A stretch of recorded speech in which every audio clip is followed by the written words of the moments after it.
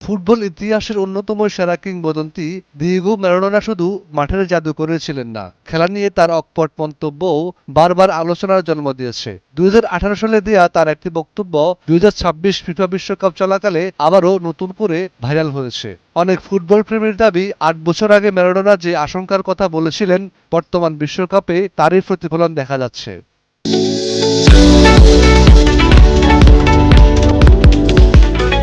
Russia বিশ্বকাপ চলাকালে এক সাক্ষাৎকারে ম্যারাডোনা যুক্তরাষ্ট্রে ফুটবলের অতিরিক্ত বাণিজ্যকরণ নিয়ে উদ্বেগ প্রকাশ করেছিলেন। তার মতে, মার্কিন ক্রীড়া সংস্কৃতির প্রভাব ফুটবলের ঐতিহ্যগত সৌন্দর্যকে ক্ষতিগ্রস্ত করতে পারে। বিশেষ করে খেলার মাঝখানে হাইড্রেশন ব্রেকের সময় বিজ্ঞাপন প্রচার এবং সম্প্রচারের বাণিজ্যিক ব্যবস্থাকে ঘিরে নতুন বিতর্ক শুরু হওয়ার পর তার সেই মন্তব্য আবারও আলোচনায় উঠে এসেছে।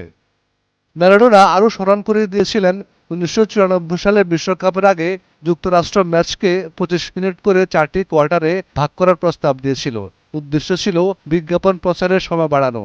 যদিও ফিফা কর্তৃপক্ষ সেই প্রস্তাব গ্রহণ করেনি, তবুও বর্তমান বিশ্বকাপে বিরতির সময় বাণিজ্যিক সম্প্রচারের ধরন দেখে অনেকেই তার বক্তব্যের সঙ্গে মিল খুঁজে পাচ্ছেন। শুধু বাণিজ্যিক দিকেই নয়, 2026 বিশ্বকাপের আয়োজক নির্বাচন নিয়েও কঠোর সমালোচনা করেছিলেন আর্জেন্টাইন কিংবদন্তি।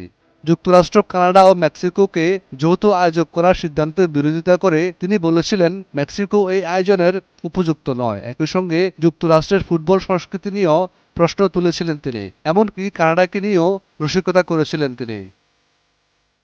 2020 সালে ম্যারাডোনার মৃত্যু হলেও তার সেই মন্তব্যগুলো আজও ফুটবল বিশ্বে আলোচনার বিষয়। 2026 বিশ্বকাপে দেখা যাওয়া বিভিন্ন পরিবর্তন ও বাণিজ্যিক আয়োজনের কারণে সামাজিক যোগাযোগ মাধ্যমে আবারও ভাইরাল হয়েছে তার পুরনো সাক্ষাৎকার।